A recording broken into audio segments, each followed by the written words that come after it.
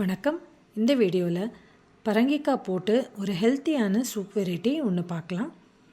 இது ஒரு 200 கிராம்ஸ் அளவுக்கு பரங்கிக்காய் இந்த மாதிரி ஒரு ரேண்டமாக சாப் பண்ணி ரெடி பண்ணிக்கலாம்.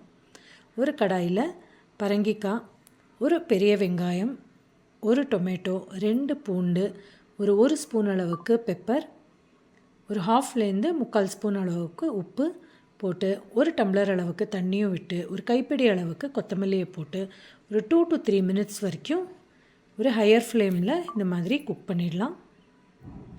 குக் பண்ணினப்புறம் அதை நல்லா மிக்ஸி ஜாரில் போட்டு ஸ்மூத்தாக அரைச்சி ரெடி பண்ணிக்கலாம்.